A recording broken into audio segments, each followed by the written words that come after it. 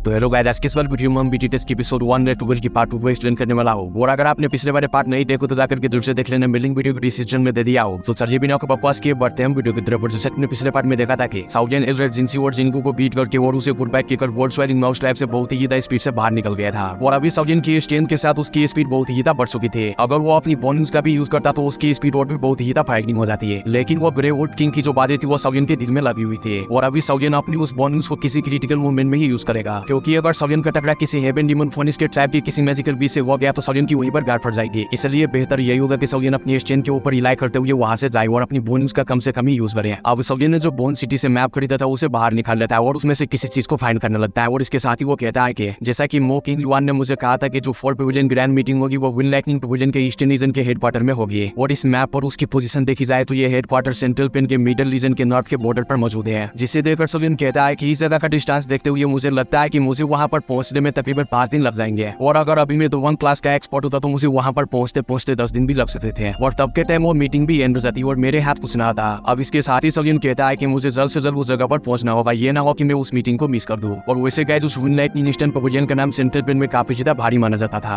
और ये पवेलियन बहुत सारी डिफेंसिव से भरा पड़ा था और उनकी स्ट्रेंथ काफी ज्यादा थी। और इनके पास बहुत सारे स्ट्रॉन्ग एक्सपर्ट्स भी मौजूद है। और सालों से ये लोग बहुत सारी फैक्शन से लड़ते आ रहे थे। और आज इनका जो स्टेटस है ये इसी का नतीजा है कि उन्होंने बहुत सारी फाइटें की और उन फाइट्स को जीता भी है। और ये जो 4th पवेलियन ग्रैंड मीटिंग होने वाली थी ये कभी कभार ही हुआ करती है। और इस मीटिंग का मकसद ये नहीं हुआ था कि इसमें और डीमन आकर फाइट करे। ये मीटिंग इसलिए होती है ताकि यंगर जनरेशन के एक्सपर्ट को फाइट करवाकर उसकी काबिलियत को देखा जाए। और अपनी अपनी पवेलियन को स्ट्रेंथ देने के लिए इन लोगों को कंपटीशन करवाना ही पड़ता है ताकि बहुत सारी यंगर जनरेशन के आउटस्टैंडिंग स्टूडेंट इनकी नजरों के सामने आ पाए। और इसी ग्रैंड मीटिंग और कंपटीशन की वजह से मिस फैंग और 10,000 स्वाट पवेलियन से तानिंग और एब्लो स्क्रीन पवेलियन से वांग चेंग और फॉलिंग स्टार पवेलियन से मो किंग वन जैसे आउटस्टैंडिंग स्टूडेंट्स उनके नजरों में बाहर निकले। और अभी के टाइम में ये चारों के आउटस्टैंडिंग स्टूडेंट सेंट्रल पेन के इन पवेलियन के जाने माने एक्सपर्ट्स माने जाते हैं। और इस ग्रैंड मीटिंग और कंपटीशन में ये नहीं था कि कोई बाहर का बंदा आकर हिस्सा नहीं ले सकता था, वो इजीली ले सकता था। लेकिन उसके लिए जो रिक्वायरमेंट थी वो काफी ज्यादा हार्श थी। इवन के वर्ल्ड जनरेशन के कुछ एक्सपर्ट्स भी इस रिक्वायरमेंट पर खड़ा नहीं थे उतर सकते हैं। और उस कंपटीशन के लिए लोकेशन वही सेलेक्ट कर सकता था जो कि लास्ट सीजन उस कंपटीशन को जीता था। और जैसा कि लास्ट सीजन में जो कंपटीशन जीता था वो विन लाइटनिंग पवेलियन था, तो इसलिए अभी जो कंपटीशन के लिए और मीटिंग के लिए लोकेशन सिलेक्ट की जाएगी वो सिर्फ और सिर्फ विन लाइटनिंग पवेलियन ही सिलेक्ट करेगा। और विन लाइटनिंग पवेलियन ने विन लाइटनिंग ईस्टर्न पवेलियन को सिलेक्ट किया। और ये win lightning eastern pavilion win lightning mountain range में बसा हुआ था और पूरा माउंटेन रेंज ही विन लाइटनिंग ईस्टर्न पवेलियन के अंदर में आता था। और अब इसके साथ ही वहाँ एक माउंटेन पिक पर साउजन पेयर होता है और वो उस माउंटेन पिक पर से नीचे लोगों को देखता है जो कि चोटियों की तरह दिख रहा था। और अभी साउजन इस माउंटेन रेंज में विन लाइटनिंग ईस्टर्न को देखने के बाद बड़े हैरान होते हुए कहता है कि तो अच्छा ये जगह विन लाइटनिंग पवेलियन के विन लाइटनिंग माउंटेन रेंज से लगता है कि मैं यहाँ पर टाइम से पहुंच गया हूँ। और फिर कुछ सोचने के बाद साउजन अपनी स्टोरेजिंग में से एक मास्क निकालकर अपनी चेहरे पर लगाकर अपनी अपीयरेंस को छुपा लेता है। और अभी साउजन अपनी चेहरे पर मास्क और अपनी अपीयरेंस को इसलिए छुपाया था ताकि उसे कोई पहचान न सके, क्योंकि यहाँ पर विन लाइटनिंग पवेलियन के जितने भी ब्रांचेस थे उनकी चीफ भी यहाँ पर आए होंगे। और जैसा कि आप लोगों को पता है कि विन लाइटनिंग नॉर्थर्न पवेलियन का चीफ हिटियन साउजन के पीछे हाथ धोकर पड़ा हुआ है। और अगर उसने साउजन को यहाँ पर देख लिया तो वो साइड पर चुपचाप नहीं बैठेंगे, वो साउजन के साथ जरूर कोई ना कोई फटा करेंगे। इसलिए साउजन इन सारी चीजों से बचने के लिए अपनी आइडेंटिटी और अपनी अपीयरेंस को छुपा लिया। अब इसके साथ ही वहाँ कुछ लोग आपस में बात करते हुए कह रहे थे कि डैम इट, ये लोग इतने सारे लोगों को यहाँ पर बुला तो लिया है, क्या ईस्टर्न पवेलियन के लोग इन सब की मेहमानबाजी कर पाएंगे या फिर नहीं। जिस पर दूसरा बंदा कहता है कि पिछली बार की जो ग्रैंड मीटिंग जो जीता था वो विन लाइटनिंग पवेलियन जीता था, इसलिए विन लाइटनिंग पवेलियन ने कंपटीशन के लिए यहाँ की लोकेशन को सिलेक्ट किया है। और इस बार का फाइनल विक्टर हमें अंदाजा ही नहीं कि कौन होगा। और मैंने सुना है कि सेंट्रल प्लेन के 4 पवेलियन के आउटस्टैंडिंग स्टूडेंट्स मिस फैंग तानिंग वांग चेंग और मो किंग वन वो सब के सब हेवन माउंटेन ब्लड पूल में गए थे और वहाँ पर जाकर उन्होंने ट्रेनिंग की थी। क्या पता उनमें से किसी ने 2 क्लास का ब्रेक थ्रू भी कर लिया हो। जिस पर वही एक दूसरा बंदा कहता है कि वो चारों के लोग इतने ज्यादा आउटस्टैंडिंग है कि वो किसी भी 2 क्लास के एक्सपर्ट्स को भी टक्कर दे सकता है अपनी टैक्टिक्स का यूज करके। लेकिन अभी कौन जानता है कि यहाँ पर कितने ज्यादा टैलेंटेड इंडिविजुअल्स आए हुए हैं सेंट्रल पेन में से। और सुनने में आया है कि हर बार कोई ना कोई डार्क हार्ट यहाँ पर अपेयर होता है इस ग्रैंड मीटिंग में। क्या पता है इस बार यहाँ पर कौन सा डार्क हार्ट अपेयर हो जाए। जिसके साथ ही वही एक तीसरा बंदा कहता है कि डार्क हार्ट्स वो क्या बला होती है, तुमने सुना नहीं था क्या उस यंग मैन साउजन के बारे में जिसने की पूरे नॉर्थर्न रीजन में खलबली मचा कर रख दी थी। इवन के विन लाइटनिंग नॉर्थर्न पवेलियन का चीफ हिटियन भी उसे नहीं था पकड़ पाया। तो सोचो वो लड़का साउजन कितना ज्यादा स्ट्रॉन्ग होगा। जिस पर दूसरा बंदा कहता है कि माना कि वो लड़का साउजन है तो स्ट्रॉन्ग, लेकिन ये ज्यादा विन लाइटनिंग पवेलियन का हेडक्वार्टर है, तुम्हें क्या लगता है कि वो लड़का यहाँ पर आने की हिम्मत रखता होगा। और इधर साउजन इन सारी लोगों की ये बात सुनकर अपना सर गुजरने लगता है और वो अभी थोड़ा बहुत परेशान भी हो गया था, क्योंकि वो नहीं था कि उसकी इतनी ज्यादा रेपुटेशन हो जाए इन सेंट्रल पेन में, क्योंकि अगर उसका नाम हॉल ऑफ सूट में पहुंच गया तो साउजन के लिए बहुत ज्यादा मुश्किल हो जाएगा। और अब इसके साथ ही इधर बहुत सारे लोग और विन लाइटनिंग पवेलियन के डिसाइपल विन लाइटनिंग पवेलियन के माउंटेन रेंज में एंटर होने लगता है। और वही साउजन भी वहां से चलकर उस माउंटेन रेंज में एंटर होता है। और अभी साउजन यहाँ पर से चलकर इसलिए जा रहा था ताकि किसी को पता न चले कि साउजन 2 क्लास का एक्सपर्ट है। और अब साउजन लोगों से लेदर होकर उस माउंटेन रेंज में एक तरफ जाने लगता है। और अभी सौगिन को कंफर्म हो गया था कि फैन जुंजी भी यहाँ पर आई हुई है, जो कि उन 4 पवेलियन में से एक का हेड है। और अभी के लिए सौगिन वहां से जाते हुए खुद से कह रहा था कि अगर मैं फैन जुंजी से मिल पाया तो उससे बात करने से पहले मैं उसे अच्छे से देखूंगा ताकि मैं जान सकूं कि वो किस तरह का बंदा है। लेकिन बात की जाए टीचर की तो टीचर ने मुझे कहा था कि मैं उन पर कंप्लीटली ट्रस्ट कर सकता हूँ, लेकिन फिर भी मुझे उनसे केयरफुल रहना होगा। और अभी के लिए सौगिन ये सारी बातें इसलिए सोच रहा था क्योंकि सौगिन के कांधों पर बहुत बड़ी बोझ है मास्टर यादव और अपने फादर को बचाने का, इसलिए वो किसी भी हाल में अपनी सेफ्टी पर कॉम्प्रोमाइज नहीं कर सकता। अगर वो बचेगा ही नहीं तो अपने मास्टर और फादर को क्या घंटा बचाएगा। और अब इसके साथ ही तरफ देखते हैं सौगिन को, जो कि एक बड़े से गेट के सामने पहुंच जाता है जहाँ पर बहुत सारे लोग खड़े हुए थे। और उसी गेट के इंटेस्ट के सामने एक बुढ़ा और बुढ़िया खड़ी हुई थी। और ये बुढ़ा और बुढ़ी और कोई नहीं बल्कि वही है जो कि मिस फैंग के साथ हेवन माउंटेन में आए थे, जिन्हें कि सौगिन ने भी देखा था। और अभी सौगिन उस गेट के सामने उसी बुढ़े बुढ़ी को देखकर कहता है कि इन दोनों की स्ट्रेंथ तो काफी ज्यादा है और मैं एक्सपेक्ट करता हूँ कि ये दोनों मेरी स्ट्रेंथ को और मुझे पहचान ना पाए। अब वहाँ पर मौजूद कुछ लोग कहते हैं कि हमें यकीन नहीं आ रहा कि इस बार की जो पार्टिसिपेट्स को सिलेक्ट करेंगे वो होमो एल्डर्स के द्वारा सिलेक्ट की जाएगी। और इन दोनों एल्डर की स्ट्रेंथ और रेपुटेशन जो है विनलाइटिंग पवेलियन में वो काफी ज्यादा जानी मानी है। और अगर आज के दिन ये दोनों के एल्डर हमें सिलेक्ट कर ले तो हम लोग बहुत ज्यादा हैरान होंगे। अब इसके साथ ही वो दोनों के एल्डर्स कहते हैं कि आप लोगों तो हमारे विनलाइटिंग पवेलियंस के रूल्स का तो पता ही है, और अगर कोई इस ग्रैंड मीटिंग के कंपटीशन में हिस्सा लेना चाहते हैं तो उसकी स्ट्रेंथ 1 क्लास के 3 स्टार से कम नहीं होनी चाहिए। और दूसरा ये कि वो लड़का या लड़की 30 साल से कम होनी चाहिए। और तीसरा ये कि उन्हें हमारे 5 अटैक्स को बर्दाश्त करना होगा। अगर वो ऐसा कर पाए और उनमें ये सारी गुण जो कि मैंने बताया है तो तब जाकर वो उस कंपटीशन में हिस्सा ले पाएगा। और अगर आप लोगों में इतनी क्वालिफिकेशन नहीं और यहाँ पर मैच देखने के लिए आए तो आप लोग दूसरी रूट से माउंटेन की तरफ जाए ताकि वहाँ से आप लोग अच्छे से बैठकर मैच को देख पाए। और इधर सौगिन जो कि यहाँ पर सिर्फ फैंटेसी को ढूंढने के लिए आया था, उसे इस कंपटीशन में हिस्सा लेने का कोई भी इरादा नहीं था, इसलिए सौगिन लोगों के साथ दूसरी तरफ जाने लगता है। और अभी सौगिन ये सारी कंपटीशन देखने वाला था, ना कि उसमें हिस्सा लेने वाला था। और वो लोग जो कि उस ग्रैंड कंपटीशन में हिस्सा लेने आए थे उन्हें वो दोनों के एक एक करके बाहर निकाले जा रहा था, क्योंकि वो लोग उनके रिक्वायरमेंट पर खड़ा नहीं थे उतर पाए और उनके 3 टेस्ट को भी पास नहीं थे कर पा रहे हैं। और उनमें से काफी सारे लोग तो कुछ मेडिसिनल पिल को खाकर अपनी स्ट्रेंथ को बढ़ाकर यहाँ पर आए हुए थे, लेकिन फिर भी वो लोग उनके टेस्ट में फेल हो गए थे। और इधर सौगिन ये चीज देखकर हंसते हुए वहाँ से जाने लगता है। अब जैसे ही सौगिन वहाँ पर से जाने लगता है तो उसके पीछे से आवाज आती है कि अभी के लिए तुम रुको। जो आवाज सुनने के बाद सौगिन अपनी मुट्ठी पीस देता है और कहता है कि अब तो लोरे लग गए। अब इसके साथ ही एल्डर हुआ सौगिन को देखकर कहता है कि लड़के तुम इस कंपटीशन में पार्टिसिपेट करने के लिए क्वालिफाई तो हो, लेकिन तुम इसके लिए ट्रायल क्यों नहीं देते और हमारे इन 3 टेस्ट को पास क्यों नहीं करना चाहते हैं। अब जैसे ही एल्डर वो के मुंह से ये बात सुनता है तो वहाँ पर के सभी लोग सौगिन को बड़े बोर्ड से देखने लगता है और कहता है कि ये आम सा लड़का, हमें नहीं था पता कि इनके पास इतनी ज्यादा एबिलिटी होगी जिसको कि वो एल्डर ने खुद रोक लिया। जिसके साथ ही सौगिन उन दोनों के एल्डर को जवाब देते हुए कहता है कि मैं इस ग्रैंड मीटिंग में हिस्सा लेने के लिए इंटरेस्टेड ही नहीं हूँ। रीजन ये है कि मैं यहाँ पर किसी की तलाश में आया। और ये कहकर सौगिन वहाँ से निकल जाता है। अब ये चीज सुनकर और सौगिन को वहाँ पर से ज्यादा देखकर वो दोनों के एल्डर कहता है कि ये लड़का बहुत ज्यादा एरोगेंट है। फिर उनमें से एक बुढ़ी एल्डर हुआ से कहता है कि तुम्हें नहीं लगता कि इस लड़के के साथ कोई ना कोई प्रॉब्लम है। जिस पर एल्डर हुआ कहता है कि मुझे नहीं पता, लेकिन मैंने थोड़ी देर पहले इसकी बॉडी से बहुत ही ज्यादा स्ट्रॉन्ग नेचुरल फायर एफेंटी एनर्जी को महसूस किया था। मुझे लगता है कि उस लड़के की स्ट्रेंथ बहुत ही ज्यादा थी, जिसकी वजह से मैंने काफी ज्यादा एनर्जी फील किया। और अब इसके साथ ही दूसरी तरफ हम देखते हैं सौगिन को, जो कि उस रूट से होता हुआ जहाँ पर ग्रैंड कंपटीशन होने वाली थी वहाँ पर पहुंच गया था। और वहाँ उस स्टेज के आसपास बहुत सारे लोग स्टोन के चेयर पर बैठे हुए थे। और अब थोड़ी देर में वहाँ पर एक बहुत ही बड़ा मैजिकल बीस्ट अपेयर होता है, जिस पर की मिस फैंग खड़ी हुई थी, जिसका कि रियल नेम फैंग इंगर थी। और इधर जब सौगिन फैंग इंगर को देखता है तो वो कहता है कि ये लड़की जरा सा भी सिंपल नहीं, और मैं विनलाइटिंग नर्तन पवेलियन के जितने भी बंदे से मिला हूँ ये लड़की उन सबसे ज्यादा खतरनाक है। और जितना कि मुझे तानिंग वांग चेंग वोकिंग लुआन से इतनी ज्यादा डेंजरस फीलिंग नहीं आई जितना कि इस लड़की से आ रही है। ये आखिर है क्या चीज। और फिर इसके साथ ही सौगिन कहता है कि मुझे लगता है कि इन 4 पवेलियन के दरमियान जो मैच होगी उनकी विनर भी शायद यही लड़की मिस फैंग होगी। और अब सौगिन ये सब कहकर और सोचकर वहाँ एक स्टोन के चेयर पर जाकर बैठ जाता है। और अभी के लिए सौगिन यहाँ पर इतने सारे लोगों को देखकर पूरी तरीके से हैरान हो गया था। और वो कहता है कि मुझे नहीं था पता कि ये ग्रैंड मीटिंग इतनी ज्यादा लोगों को अपनी तरफ अटैक करेगी, जो कि सब के सब दुआंग और दुआंग क्लास के एक्सपर्ट है, जो कि सिर्फ यहाँ पर तमाशा देखने के लिए आए थे। अब इसके साथ ही सौगिन जब देखता है कि इस मीटिंग को स्टार्ट होने में काफी ज्यादा टाइम है तो सौगिन उसी चेयर पर बैठकर अपनी आंख बंद करके ट्रेनिंग स्टेट में चला जाता है। अब थोड़ी देर के बाद ही वहाँ पर बड़े बड़े घंटे बजना स्टार्ट हो जाते हैं। और जैसे ही वो घंटे बजते हैं तो विनलाइटिंग पवेलियन के डिसाइपल्स बहुत ही ज्यादा तेजी में वहाँ पर हर तरफ फैल जाते हैं। और इधर सौगिन ये सब देखकर कहता है कि ये जो विनलाइटिंग पवेलियन के डिसाइपल है ये बहुत ही ज्यादा वेल ट्रेन है, ये तो वाकई में ही बहुत ही ज्यादा काबिल तारीफ है। और फिर इसके साथ ही सौगिन की नजर वहाँ एक बंदे पर पड़ती है जिसे देखकर सौगिन पूरी तरीके से हैरान हो जाता है। और वो कहता है कि फेतियान। और अभी के लिए सौगिन कहता है कि विनलाइटिंग पवेलियन के जो 4 पवेलियन है लगता है कि ये चारों उनके चिप्स है, और उनके जो सेंटर में बंदा है वो हो सकता है कि विनलाइटिंग पवेलियन का लीडर ली जुंजी हो। और जब वो चारों के एक्सपर्ट्स अपने अपने सीट पर बैठते हैं तो सौगिन पूरी तरीके से कंफर्म हो जाता है कि यही विनलाइटिंग नॉर्थन पवेलियन का मेन चिप ली जुंजी है। और ली जुंजी की जो अपीयरेंस थी वो काफी ज्यादा मस्कुलर और हटाकटा था, और उसने सिल्वर कलर के कपड़े पहने हुए थे और उसकी दाढ़ी भी सिल्वर कलर की ही थी। और अभी के लिए ली जुंजी ने अपना और सप्रेस किया हुआ था और अपनी स्ट्रेंथ भी बहुत ही ज्यादा कम शो करवाई हुई थी, जिसे देखकर सौगिन कहता है कि इसकी स्ट्रेंथ तो फेतियान से भी कम लग रही है, लेकिन मुझे इससे बहुत ही ज्यादा डेंजरस फीलिंग आ रही है, ये इतना ज्यादा वीक तो नहीं हो सकता। और जहाँ तक मैंने सुना है कि विनलाइटिंग पवेलियन का मेन चिप ली जुंजी 1000 क्लास का एक्सपर्ट है। अब सौगिन ये सब सोचकर हैरान हो ही रहा था तो वहाँ पर एक और फिगर अपेयर हो जाती है, जिसे देखकर ली जुंजी हंसते हुए कहता है कि जियान जुंजी आज आप यहाँ जल्दी आ गए। और ये जियान जुनजी और कोई नहीं बल्कि 10,000 शॉर्ट पवेलियन का लीडर था और उनके साथ उनका डिसाइपल तानिम भी आया हुआ था। और वहाँ पर के मौजूद सभी के लोग जानते थे कि ये जियान जुनजी ली जुनजी के टक्कर का बंदा है। और अब इसके साथ ही जियान जुनजी अपनी सीट पर जाकर बैठ जाता है और उनका डिसाइपल तानिम उनके पीछे जाकर खड़ा हो जाता है। अब जियान जुनजी अपनी सीट पर बैठता ही है तो वहाँ पर एक और बंदा टेलीपोर्ट होता है जो कि ब्लैक एंड व्हाइट कलर के कपड़े पहने हुए थे और वो अपनी सीट पर जाकर बैठ जाता है और हंसते हुए कहता है कि लगता है कि वो जियान तुम अभी तक उस पुराने गुस्से को नहीं भूले। अब यह बात सुनते ही जियान जुनजी उस बंदे की तरफ देखने लगता है और कहता है कि पिछली बार तुमने बहुत ज्यादा अनलकी था जो मैं तुमसे हारते हारते बस गया, लेकिन तुम वो बंदे हो जो कि फैन जुनजी के 100 एक्सचेंजेस भी नहीं झेल सकते। क्या मैं सच कह रहा हूँ ना हुआंग कैंग जुनजी? अब ये बात सुनकर हुआंग कैंग जुनजी की ऊपर से नीचे जलाती है लेकिन वो अपनी गुस्से को शांत कर लेता है। और गाइस ये Huang Kang Junji arrow spring pavilion का लीडर था और उनका जो डिसाइपल था वो वांग जिंग था जो कि अभी उसके पीछे खड़ा हुआ था। और अब थोड़ी देर के बाद वहाँ आसमान में बादल गरजने लगते हैं और वहाँ पर बहुत ही ज्यादा लाइटनिंग की स्पीड से अपीयर होता है और वहाँ उस माउंटेन रेंज पर हर तरफ ग्रीन ऑरा फैल जाता है। जिस ऑरा को देखने के बाद हुआंग कैंग जुनजी कहता है कि इसकी स्पीड और स्ट्रेंथ हम सब में से सबसे ज्यादा है और वो इस तरह के मौके पर भी लेट ही आना पसंद करते हैं। और ये बंदा और कोई नहीं जो कि यहाँ पर अपीयर हुआ था वो फैन जुनजी ही था। अब इधर सबकिन ये सब देखने के बाद बहुत ही हैरान हो जाता है और वो कहता है कि मैंने एक्सपेक्ट नहीं किया था कि चारों पवेलियन के मेन शिप यहाँ पर अपीयर हो जाएंगे और मैं जिंदगी में पहली बार अपनी आंखों के सामने 4,000 लेवल के एक्सपर्ट को देख रहा हूँ। मेरी ट्रिप यहाँ के लिए बिल्कुल भी जाया नहीं गई। और अब इधर हम देखते हैं फैन जुनजी को जिसको कि वहाँ पर अपीयर होने से वहाँ पर की सारी की लड़कियां फैन जुनजी पर बढ़ रहे थे क्योंकि फैन जुनजी थी इतना ज्यादा हैंडसम की सभी की लड़कियां फैन जुनजी को आई लव यू कह जा रही थी। और इधर सौगिन ये सीन देखकर पूरी तरीके से आका बाका रह गया था और वो कहता है कि ये तो मुझसे भी बड़ा ठरकी है और उसकी इस स्टाइल को देखकर मुझे लग रहा है कि ये पक्का मेरे मास्टर का बेस्ट फ्रेंड फैन जुनजी होगा क्योंकि मेरे मास्टर का स्टाइल भी इसी तरीके का था और वो भी अपने टाइम में बहुत ही बड़ा ठरकी था और उनका फ्रेंड तो उनसे भी बड़ा ठरकी है। ये तो वही बात हो गई, जैसा मास्टर वैसा फ्रेंड और वैसे ही डिसाइपल। और इधर जब सौगिन देखता है कि वहाँ पर की सभी की लड़कियां फैन जुनजी को फ्लाइंग किस पर किस दिए जा रही थी तो सौगिन की गांठ जलने लगता है और वो कहता है कि मैं भी उनसे कम ठरकी नहीं, देखना मैं उन सभी लड़कियों को मैं ही पटाऊंगा।